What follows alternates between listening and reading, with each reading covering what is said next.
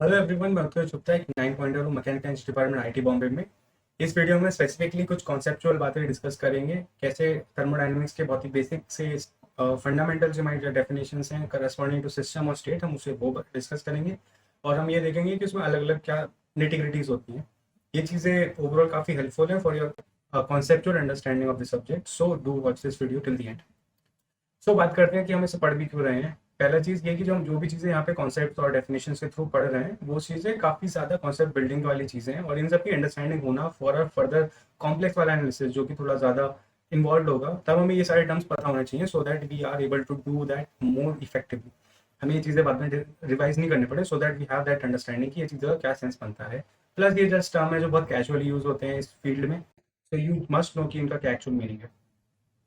शुरुआत करते हैं कि हमारी थर्मोडायनेमिक्स किस टाइप की होती है। हमारी थर्मोडायनेमिक्स स्केल के बेस पे, स्केल इन द सेंस कि हम किस लेवल पे चीज़ों को एनालाइज करना चाह रहे हैं, उसके बेस पे हमारी थर्मोडायनेमिक्स दो टाइप की होती है। सिमिलर टू द फैशन की हमारी फिजिक्स किस टाइप से होती है। फिजिक्स में बताइए कि एक हो गई हमारे जो बड़े स्केल पे जो फिजिक्स सॉल्व करते हैं, वो हो गई हमारी क्लासिकल मैकेनिक्स। हम जो भी न्यूटन ने जो भी लॉज दिए थे वो क्लासिकल मैकेनिक्स के थे।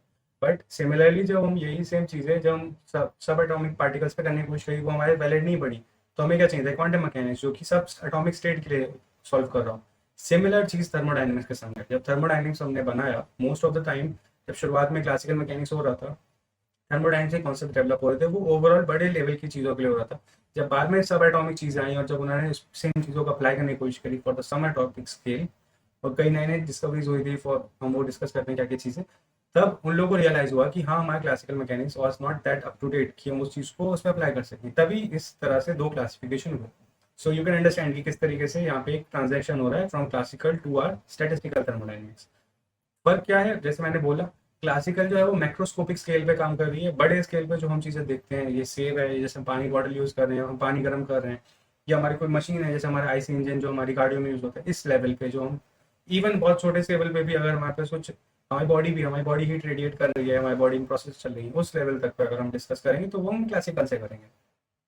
बट अगर हम बस एटॉमिक स्केल पे चले जाएं, हम देखें कि एटम्स कैसे इंटरेक्शन कर रहे हैं, कैसे एक दूसरे से टकरा रहे हैं, कैसे एनर्जी ट्रांसफर हो रहा है, उस लेवल के लिए हमें स्टैटिस्टिकल मैकेनिक्स देखना पड़ेगा कि हमारे पास कितनी स्टेट्स हैं, उनकी कितनी सब स्टेट्स हैं, वो सब चीज़ें डिस्कशन होती हैं। ये स्पेसिफिकली स्टैटिस्टिकल मैकेनिक्स का टॉपिक है। अब पर दूसरा चीज़ क्या है क्लासिकल थर्मोडायनेमिक्स का, इसका ओवरऑल जो गोल होता है ना, वो ग्रॉस या ओवरऑल बिहेवियर को डिस्कस करना है। कहने का मतलब, हम जो भी चीज़ें समझो, अगर तुम अपने फिजिक्स की बेसिक अंडरस्टैंडिंग है, सो यू अंडरस्टैंड कि हर चीज़ एटम से बनी है। हर एटम अपने से थोड़ा अलग टाइप से मल्टीपल सिस्टम से, जैसे गैस का केस ले लो।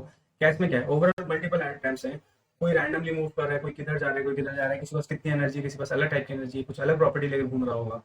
बट ओवरऑल अगर हम उस सबको एवरेज आउट करें और बड़े स्केल पे देखते हैं, तो हमें यूनिफॉर्मिटी दिखती है। मेरे बगल में जितनी भी गैस अगर मौजूद है एटमॉस्फेयर की, जरूरी नहीं है कि हर समय यहाँ पे नाइट्रोजन 28 अपना ये 71% नाइट्रोजन और यहाँ पे 21% ऑक्सीजन एट द पॉइंट यहाँ पे मौजूद हो। बट मैं अगर ओवरऑल इस पूरे रूम का एनालिसिस करूंगा, तो मुझे वो एक फ्रैक्शन कंपोजिशन दिखेगा। यही सेम चीज़ कहने का मतलब है, क्लासिकल मैकेनिक्स उस एवरेज आउट को देखता है इंस्टेड ऑफ कि वो इंडिविजुअल क्या चेंजेस हो। बट हमारा जो स्टैटिस्टिकल मैकेनिक्स होता है, वो इंडिविजुअल के मैटर का स्ट्रक्चर होता है और उसके जो कोड है वहां तक जाने की कोशिश करता है। So that's a major difference.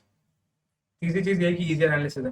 Classical mechanics तुमने जो भी पढ़ी होगी वो कंपेरेटिवली ईजी होगी in comparison to your thermo वो quantum mechanics. Similar the same चीज़ होती है यहाँ थर्मोडायनेमिक्स में। थर्मोडायनेमिक्स में ये वाला एनालिसिस करना क्लासिकल पर्सपेक्टिव से काफ़ी आसान है in comparison to that statistical thermodynamics, क्योंकि इसमें काफ़ी ज़्यादा मैथ्स इन्वॉल्व होती है। वो थोड़ा हायर स्टडी वाला टॉपिक है, और सिंस हमें ये चीज़ पहले पढ़ाते हैं कंपेरिजन, तो ये समझ सकते हो कि ये थोड़ा ईजी होगा। दूसरी चीज़ ये कि इसका एप्लीकेशन कहाँ कहाँ आता है। एप्लीकेशन जो भी तुम ब्रॉड स्केल पे देख सकते हो, जो भी तुम्हें बड़े स्केल पे जो भी चीज़ दिख रही है, उसमें क्लासिकल थर्मोडायनेमिक्स चल रही है। कुछ कॉमन एग्जांपल ले लो, पावर प्लांट्स हैं। पावर प्लांट इतने बड़े स्केल के टर्बाइंस हैं, इतने बड़े स्केल के हीट एक्सचेंजर्स हैं, इतने बड़े स्केल के कंडेंसर है, ये सब पंप है। ये सब चीज़ें क्या है, वो सभी चीज़ों में थर्मोडायनेमिक्स का हम अपना अप्लाई करते हैं।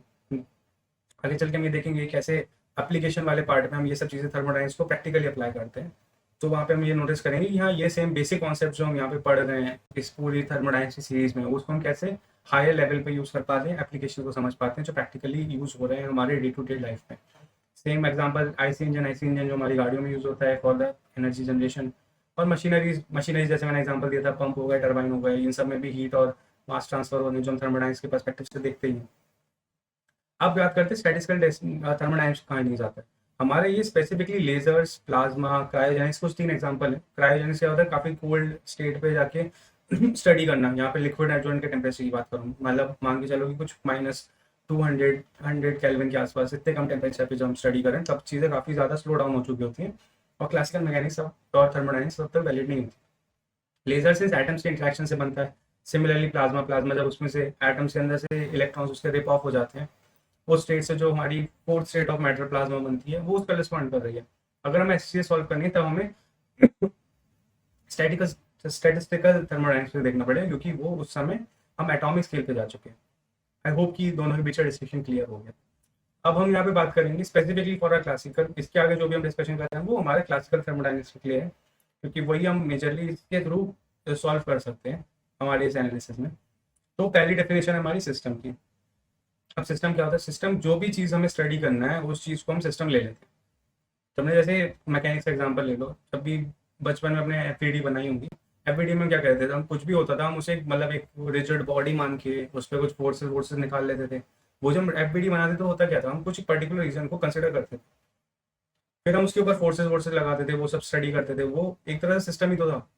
हम यहाँ पे भी ये सेम चीज़ करेंगे। हमें जिस चीज़ को स्टडी करना है हम पहले उसे एज अ सिस्टम डिफाइन करेंगे, वो हमारा सिस्टम है जिस पर हमें स्टडी करना है। वो उस चीज़ को फिर हम लेके उस पर जो भी इंटरेक्शन हो रहे हैं उसके आसपास की चीज़ों से, जिसको हम बोलते हैं इसकी सराउंडिंग। जो भी सिस्टम के बाहर है वो उसकी सराउंडिंग है। इन दोनों के बीच में जो भी इंटरेक्शन होता है वो हम स्टडी करेंगे थ्रू द सिस्टम। अब सिस्टम की खासियत क्या है, इसके अंदर जो भी चीज़ें उसकी कंपोजिशन चेंज हो सकती है। उसका एग्जांपल ले लो, जैसे कंबशन कंबशन होगा एक बंद कमरे में, अगर तुमने कुछ फ्लूइड डाला और उसमें से आग लगाई तो क्या होगा, धीमे धीमे वो जो भी कंबस्ट होगा, तुमने जो फ्यूल लिया था जब वो लिक्विड फॉर्म में होगा। मान लो कुछ मीथेन लिक्विड तुम्हारा कोई भी गैसोलीन है, लिक्विड गैसोलीन, कुछ हाइड्रोकार्बन है, तुमने उसे मैच स्टिक से बर्न करा एक रूम में जिसमें सफिशिएंट ऑक्सीजन थी सो दैट कि वो चल सके। फिर तुम्हारे पास रिटर्न में क्या है, तुम्हारे पास कार्बन डाइऑक्साइड आएगी उस रूम में, कुछ मीथेन निकलेगा, और सॉरी कुछ कार्बन मोनोऑक्साइड होगा, कुछ नाइट्रोजन गैस पैसे एज रह जाएगी, कुछ ऑक्सीजन बर्न होगा, कुछ बच जाएगा। ओवरऑल तुम्हारे पास इस पूरे रूम की कॉम्पोजिशन काफी चेंज है, बट स्टिल तुम्हारा वो जो सिस्टम है वो एज इट इज इंटैक्ट रहेगा। वो उस रूम है, वो तुम्हारा रूम अभी भी इंटैक्ट रहेगा, तो तुम्हारा सिस्टम अभी भी डिफाइन है। दूसरी चीज़ क्या है कि इसका जो शेप और वॉल्यूम है वो वेरी कर सकता है। इसका सिंपल एग्जांपल, मैं दोनों चीज़ें जो है ना, जो कंपोजिशन चेंज होना और उसका जो शेप और साइज को चेंज होना, वो दोनों ही इंजन के पिस्टन के जरिए एक्सप्लेन करने की कोशिश करता हूँ। ये मान लो इंजन का अपना ये पिस्टन है, इस पिस्टन के अंदर ये जो भी जगह दिख रही है ये इसके अंदर गैस है। गैस को इसे फ्यूल प्लस ऑयल मिक्स को, अपने एयर मिक्स को ले लो, ये हमारा ये जो है वाल्व्स हैं, बट मान के चलो अब ये क्लोज है। ये पिस्टन का ये पिस्टन मूव कर सकता है, ये ऊपर नीचे मूव कर सकता है। ओवरऑल हमारे जो ये जगह है, इसका मतलब ये पिस्टन जब अभी ऐसे है, जब ये पिस्टन मूव करेगा तो ये नीचे भी जाएगा, तो हमारा ओवरऑल जो ब्रेड्थ हो, इसकी जो वॉल्यूम होगा वो बढ़ जाएगा। तो मैंने जो चीज़ बोली शेप और वॉल्यूम जो है, मेरा सिस्टम मैंने इस गैस को लिया था जो इस पिस्टन के अंदर है। सिंस ये चीज़ मूव करेगी तो गैस भी तो एक्सपेंड करेगी, तो मेरा गैस बढ़ने की वजह से मेरा सिस्टम भी चेंज हो गया। तो वही चीज़। दूसरा क्या कि मैं फ्यूल और एयर वाले मिक्स को अगर मैं कंबस्ट कर दूँ तो क्या होगा, इसके अंदर फ्यूल एयर का मिक्सचर जो होगा जल के कुछ नई चीज़ बनाएगा, वो चीज़ जो उसकी कंपोजिशन को चेंज करेगा।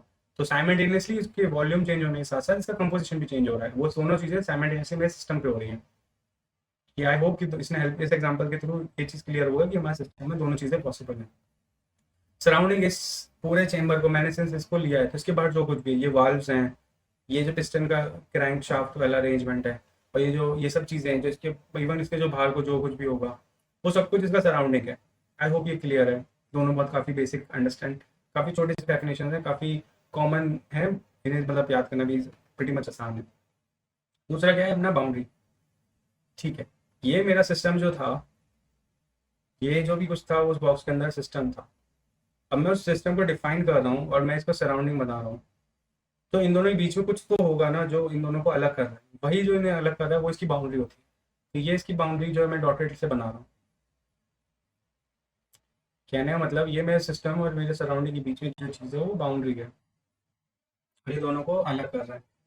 बाउंड्री का क्या चीज़ खास है कि वो फिजिकल भी हो सकती है और इमेजिनरी भी हो सकती है। कहने का मतलब इस वाले डब्बे में देखो, ये जो अपना पिस्टन का ये जो बाहर का कंटेनर है, ये चीज़ एक फिजिकल बाउंड्री है। वो इस गैस को रोक के रख रहा है उस कंटेनर के अंदर। मैं किसी बॉटल के अंदर पानी भरता हूँ और उस बॉटल को क्लोज कर दूँ, तो मेरा जो पानी को मैं कैसे मूव करूँ, वो पानी को गर्म भी करूँ, जो भी इंट्रैक्शन कर रहा हूँ, बट स्टिल वो जो भी पानी है वो उस बॉटल के अंदर इंटैक्ट है। वो फिजिकल एक बाउंड्री के अंदर है। बट मैं मान सकता हूँ कि मेरा कुछ अलग से एनालिसिस चल रहा है, मैं बाउंड्री नहीं एग्जिस्ट कर रही, फिर भी मैं अपने माइंड में बना के चल रहा हूँ कि मेरा ये रीजन ऐसा है। मान लो कोई प्लांट है, ये प्लांट अगर मेरा ऐसे रखा है, मुझे इसका थर्मोडायनामिक एनालिसिस कर रहा है, इसमें अंदर ऑक्सीजन ये कंज्यूम कर रहा है, ऑक्सीजन दे भी रहा है, अपना कार्बन डाइऑक्साइड बाहर निकाल रहा है, ये ज़मीन में से पानी ले रहा है, इसको पानी जा रहा है नीचे, इसका O2 बाहर निकल रहा है, CO2 जा रहा है, थोड़ा बहुत O2 ये भी खुद के प्रोसेस के लिए कंज्यूम कर रहा है, इसको हीट मिल रही है। ओवरऑल क्या है, इसमें सब चीज़ें हो रही हैं, मुझे इसको स्पेसिफिकली डिफाइन करना है एज अ सिस्टम। सिस्टम तो मैं डिफाइन कर दिया इस पूरे प्लान को, बट इसके ऊपर कोई कंटेनर तो नहीं है ना, मैं इसकी बाउंड्री खुद से डिफाइन कर लेता हूँ, एक इमेजिनरी बाउंड्री है जो मेरे, मैं मान के चल रहा हूँ इसके ऊपर एक बड़ा सा एक बैग है जो इनविजिबल है, जिसके आस चीज़ें आर पार जा सकती हैं, बट वो मेरे मन में है, तो वो मेरी बाउंड्री है जो मेरी वर्चुअल इमेजिनरी बाउंड्री है। अब दूसरी चीज़ की वो बाउंड्री जो है वो स्टैटिक और मूविंग दोनों हो जाती है। स्टैटिक और इस केस में ले लो प्लांट के केस में, प्लांट के केस में मान के चलो अगर मैं एक दिन के अंदर लूँ तो प्लांट इतना ग्रो तो नहीं कर रहा, तो मेरी वो बाउंड्री उसी जगह पे रहेगी। बट मान लो अगर मैं उस प्लांट का एनालिसिस कई सालों तक करूंगा तो प्लांट बड़ा होता जाएगा, प्लांट बड़ा होगा तो मुझे क्या करना है, वो बाउंड्री उसके संग ग्रो होनी चाहिए ना, वरना वो प्लांट फिर रह जाएगा। तो मुझे आंसर प्रॉपर्ली करना है तो बाउंड्री को भी उसके संग बढ़ना होगा, तो बाउंड्री हमारे पे डिपेंड करती है, वो बढ़ भी सकती है, घट भी सकती है।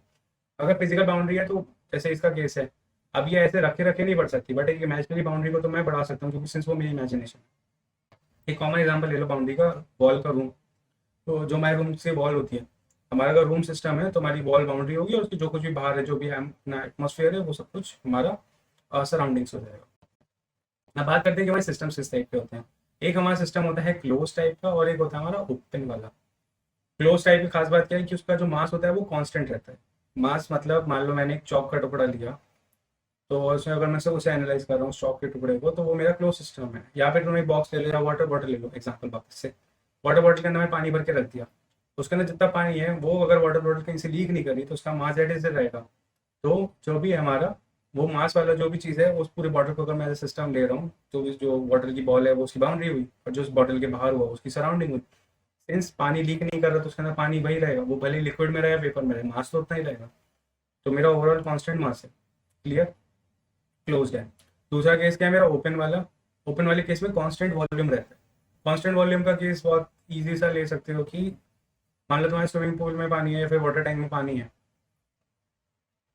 वाटर टैंक के अंदर या यहाँ पे मैंने वाटर बॉटल ली थी, वाटर बॉटल पे हमने यहाँ पे कॉक लगा रखा है, इसे बंद कर रखा है। यहाँ पे मेरा पानी का टैंक है जो कि ओपन खुला हुआ है, या फिर इवन नहीं भी खुला है तो यहाँ पे कुछ पाइप लगे हुए हैं, इसके थ्रू पानी जा सकता है, इसके थ्रू पानी आ सकता है, जब पानी आ रहा है जा रहा है।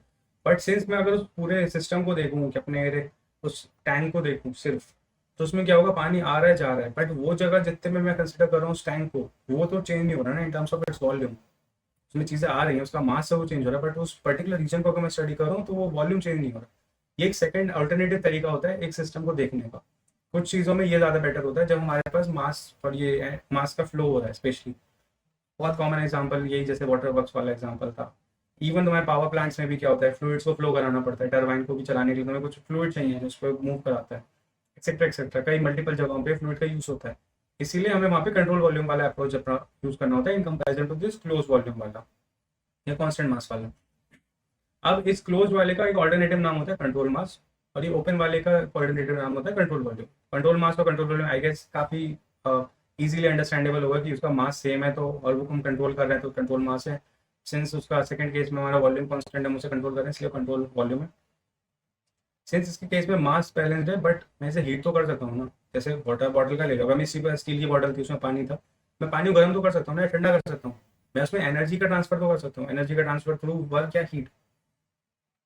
तो मेरा एनर्जी ट्रांसफर अलाउड है, बट मास ट्रांसफर अलाउड नहीं है। मास मास का ट्रांसफर अलाउड नहीं है, बट एनर्जी का ट्रांसफर अलाउड है। बट ये जो अपने ओपन वाला केस क्या है, ओपन वाले केस में सिंस पानी आ रहा है, मतलब टैंक का एग्जांपल लेके पानी आ रहा है जा रहा है, उस पानी को मैं गर्म करूँ नहीं करूँ, उसका एनर्जी के भी चेंजेस हो सकते हैं, उसका मास भी चेंज हो सकता है, तो दोनों चीज़ अलाउड है। मास ट्रांसफर भी अलाउड है और एनर्जी ट्रांसफर भी अलाउड। लास्ट चीज़ हमारा एग्जाम्पल की तो मैं डिस्कस कर ही चुका हूँ, ये वाटर बॉटल है और ये हमारा टैंक। अब क्या है, दोनों में ही कंपोजिशन अलाउड है चेंज होना। इसके केस में तो बहुत ही ऑब्वियस है, क्यों, क्योंकि since कोई भी चीज़ अंदर आ रही है, कोई भी चीज़ वॉल्यूम के अंदर बाहर जा रही है। मैं अगर मान लो पानी से ही काम कर रहा था, मैं उसके अंदर कोई और दूसरे फ्लूइड को डाल दूँ, जैसे एसीटोन डाल दूँ या फिर मैं मान लो ऑयल डाल दूँ उस टैंक के अंदर, वो सिस्टम के अंदर आएगा जाएगा, अंदर ही कॉम्पोजिशन चेंज होगी। तो इसमें तो अलाउड है, वैसे भी मास ट्रांसफर अलाउड है तो वो अलाउड है। इस वाले केस में देखना कि कॉम्पोजिशन चेंज अलाउड है। सिंस कॉम्पोजिशन चेंज होने के बाद भी मास कंजर्व होता है, मास का कंजर्वेशन है, तो हमारे जो भी चीज़ है हम यहाँ पे उसको कंसिडर नहीं करें कि वो मास से न्यूक्लियर एनर्जी होकर निकली, वैसे तब इन दैट सिनेरियो एनर्जी और मास दोनों कंजर्व है। But in such a scenario जब हमारा मास से एनर्जी का ट्रांसफर नहीं होता है, अगर सिर्फ हम उस पर्टिकुलर केस को देखें, तो हमारे जो कंटेनर के अंदर जो भी मास है वो चेंज भी होगा अपनी फॉर्म में, कंपोजिशन के टर्म्स में। मान लो फ्यूल था, फ्यूल बर्न हो गया, वो कुछ गैस बन गया, बट स्टिल उस टोटल गैस का भी जो मास का सम होगा वो इक्वल अपने इनिशियल मास के इक्वल ही होगा। इसलिए कंपोजिशन चेंज अलाउड है एज लॉन्ग एज की मास कांस्टेंट है। और एक इंपॉर्टेंट डेफिनेशन और सी, अगर हम इसे कंट्रोल मास और कंट्रोल वॉल्यूम बोल रहे हैं ओपन और क्लोज और ओपन वाले केस को, तो हमें उसकी जो बाउंड्री होगी उसे कंट्रोल सरफेस बुलाना पड़ता है, जस्ट फॉर अ डेफिनेशन। और एक लास्ट चीज जो हमारा आइसोलेटेड सिस्टम क्या होता है, यहाँ पे एनर्जी अलाउड थी, यहाँ पे हमारा मास ट्रांसफर अलाउड था, एनर्जी ट्रांसफर भी अलाउड था। जब दोनों ही अलाउड नहीं होता है तब हम उस केस को आइसोलेटेड सिस्टम बोलते हैं। Example thermos bottle, thermos bottle में भी वैसे एनर्जी ट्रांसफर होता है, ऐसा तो नहीं है कि हम उसे इनडेफिनेट टाइम तक एज इट इज रख सकते हैं, बट स्टिल हम उसे कुछ टाइम तक के लिए तो हीट का फ्लॉस रोक सकते हैं, उसे अप्रोक्सीमेटली माना जाता है कि वो आइसोलेटेड है। यहाँ पे मैं एक बार चीज़ नोटिस कर लेते हैं, हमारा मास ट्रांसफर अलाउड है तो उस पर टिक होगा, अगर वो नहीं है तो उस पर हम क्रॉस करेंगे। और हमारा एनर्जी ट्रांसफर अलाउड है, सिमिलरली टिक या क्रॉस है। पहला केस क्या है हमारा क्लोज्ड, दूसरा हमारा ओपन, तीसरा है हमारा आइसोलेटेड। तो क्लोज वाले केस में क्या है, मास ट्रांसफर अलाउड नहीं है बट एनर्जी ट्रांसफर अलाउड है। ओपन के केस में मास भी अलाउड है, एनर्जी भी अलाउड है, बट आइसोलेटेड केस में दोनों अलाउड नहीं है। सो ये टेबल को माइंड में रखो तो मैं ओवरऑल पूरा पिक्चर क्लियर रहेगा। इसके तक मैं इस वीडियो को एंड करता हूँ। I hope you enjoyed this video. हमने यहाँ पे बहुत ही बेसिक डेफिनेशन स्टार्ट किया कि हमारा सिस्टम क्या है, क्लोज क्या होता है, ओपन क्या होता है, थर्मोडायनेमिक्स किस टाइप की होती है। ये डेफिनेशंस काफ़ी इंपॉर्टेंट है for a further analysis, and I hope कि ये तुम्हें काफ़ी हेल्पफुल रहा होगा अपने इस सब्जेक्ट के बेसिस को स्ट्रॉन्ग करने के लिए। टिल देन अगली वीडियो में मिलते हैं। See you in the next video. Bye.